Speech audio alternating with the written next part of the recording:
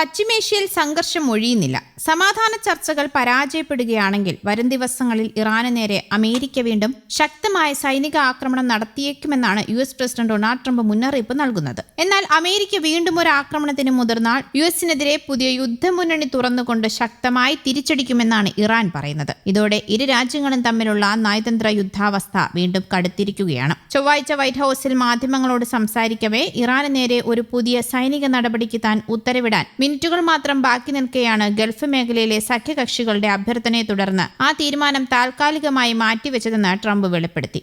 പാകിസ്ഥാന്റെ മധ്യസ്ഥതയിൽ നടക്കുന്ന ചർച്ചകളിൽ പുരോഗതിയുണ്ടെന്നും നയതന്ത്ര ചർച്ചകൾക്ക് കൂടുതൽ സമയം അനുവദിക്കണമെന്നും സൗദി അറേബ്യ, ഖത്തർ, UAE എന്നീ ഗൾഫ് പങ്കാളികൾ അഭ്യർത്ഥിച്ചതിനാലാണ് ആക്രമണം മാറ്റിവെച്ചതെന്നും അദ്ദേഹം കൂട്ടിച്ചേർത്തു. ചർച്ചകൾ തുടരുന്നതിനായി 2 അല്ലെങ്കിൽ 3 ദിവസത്തെ പരിമിതമായ സമയം അനുവദിക്കാൻ താൻ സമ്മതിച്ചിട്ടുണ്ട്. എന്നാൽ സൈനിക നടപടിക്കുള്ള സാധ്യതകൾ ഇപ്പോഴും സജീവമാണെന്നും ട്രംപ് ഓർമ്മിപ്പിച്ചു. അത് ഒരു വെള്ളിയാഴ്ചയാകാം, അല്ലെങ്കിൽ വാരാന്ത്യത്തിലാകാം, അതുമല്ലെങ്കിൽ അടുത്ത ആഴ്ചയുടെ തുടക്കത്തിലുമാകാം. പുതിയൊരു ആണവായുധം നിർമ്മിക്കാൻ ഇറാന് ഞങ്ങൾ ഒരിക്കലും അനുവദിക്കില്ല എന്ന് ട്രംപ് മുന്നറിയിപ്പ് നൽകി. ഇറാനിയൻ നേതാക്കൾ നിലവിൽ ഒരു സമാധാന കരാറിനായി യാചിക്കുകയാണെന്നാണ് ട്രംപ് അവകാശപ്പെടുന്നത്. അതേസമയം അമേരിക്കയുടെ ഭാഗത്തു നിന്നും വീണ്ടും ഒരു സൈനിക നീക്കം ഉണ്ടായാൽ കനത്ത പ്രത്യാഘാതം നേരിടേണ്ടി വരുമെന്ന് ഇറാൻ ആവർത്തിച്ച് മുന്നറിയിപ്പ് നൽകുന്നുണ്ട്. ശത്രുക്കൾ ഇസ്രയേലിന്റെ കെണിയിൽ വീണ ഇറാനെതിരെ വീണ്ടും ഒരു ആക്രമണത്തിന് മുതിർന്നാൽ പുതിയ രീതികളും പുതിയ ആയുധങ്ങളും ഉപയോഗിച്ച് അവർക്കെതിരെ പുതിയ മുന്നണികൾ തുറക്കുമെന്ന് ഇറാന്റെ സൈനിക വക്താവ് മുഹമ്മദ് അക്രമിനിയ പറഞ്ഞു. ISNA വാർത്താ ഏജൻസിയോടായിരുന്നു അദ്ദേഹത്തിന്റെ പ്രതികരണം. ആക്രമണ ഭീഷണി നിലനിർത്തിക്കൊണ്ട് സമാധാന ചർച്ചകളെക്കുറിച്ച് സംസാരിക്കുന്ന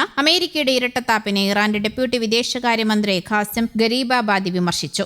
ഏതൊരു സൈനിക അധിനിവേശത്തെയും ശക്തമായി നേരിടാൻ രാജ്യം പൂർണ്ണ സജ്ജമാണെന്നും ഒന്നിച്ചു നിൽക്കുമെന്നും അദ്ദേഹം കൂട്ടിച്ചേർത്തു. അതിനിടെ ഇറാനെതിരെ സൈനിക നടപടികൾ പുനരാരംഭിക്കുന്നതിനുള്ള സംയുക്ത സജ്ജീകരണങ്ങൾ അമേരിക്കയും ഇസ്രയേലും പൂർത്തിയാക്കിയതായി ഇസ്രയേൽ മാധ്യമമായ കാൻ TV റിപ്പോർട്ട് ചെയ്തിരുന്നു. US സുരക്ഷാ ഉദ്യോഗസ്ഥനെ ഉദ്ധരിച്ചുകൊണ്ട് പുറത്തുവന്ന റിപ്പോർട്ടിൽ പറയുന്നത് അമേരിക്കയും ഇസ്രയേലും ഈ വിഷയത്തിൽ പൂർണ്ണ ഏകോപനത്തിലാണ് പ്രവർത്തിക്കുന്നത് എന്നാണ്. യുദ്ധം പുനരാരംഭിക്കാൻ തീരുമാനമുണ്ടായാൽ ഇരുപക്ഷത്തിനും അതിൽ യാതൊരു അത്ഭുതവും ഉണ്ടാകില്ല. പുതിയൊരു സംഘർഷമുണ്ടായാൽ ഇറാന്റെ ഭാഗത്തു നിന്നും ഉണ്ടായേക്കാവുന്ന അപ്രതീക്ഷിത ആക്രമണങ്ങളെ പ്രതിരോധിക്കാൻ ഇസ്രയേൽ സൈന്യം തങ്ങളുടെ സുരക്ഷാ സംവിധാനങ്ങൾ ശക്തമാക്കിയിട്ടുമുണ്ട്. അമേരിക്കൻ പ്രസിഡന്റ് ഡൊണാൾഡ് ട്രംപിന്റെയും ഇസ്രയേൽ പ്രധാനമന്ത്രി ബെഞ്ചമിൻ നെതന്യാഹുവിന്റെയും തലയ്ക്ക് വിലയിട്ടിരിക്കുകയാണ് ഇറാൻ. ഇരുവരെയും വധിക്കുന്നവർക്ക് $58 മില്യൺ പാരിതോഷികം പ്രഖ്യാപിക്കാനുള്ള നീക്കത്തിലാണെന്ന് ഇറാൻ പാർലമെന്റിന്റെ ദേശീയ സുരക്ഷാ വിദേശനയ കമ്മിറ്റി ചെയർമാൻ എബ്രാഹിം അസീസി വ്യക്തമാക്കി. ട്രംപിനെയും നെതന്യാഹുവിനെയും വധിക്കുന്ന വ്യക്തിക്ക് അല്ലെങ്കിൽ സ്ഥാപനത്തിന് 50 ദശലക്ഷം യൂറോ പാരിതോഷികം നൽകുന്നത് സംബന്ധിച്ച ഇസ്ലാമിക് റിപ്പബ്ലിക്കിന്റെ ദേശീയ സുരക്ഷാ സേനകളുടെ പ്രത്യാക്രമണമെന്ന ബിൽ തയ്യാറാക്കാനുള്ള നീക്കത്തിലാണ് കമ്മിറ്റിയെന്ന് അസീസി പറഞ്ഞു. മുൻ പരമോന്നത നേതാവ് ആയത്തുള്ള അലി ഖമനേയിയെ വധിച്ചതിനുള്ള പ്രതികാരമായാണ് ഈ പുതിയ നീക്കം. United states central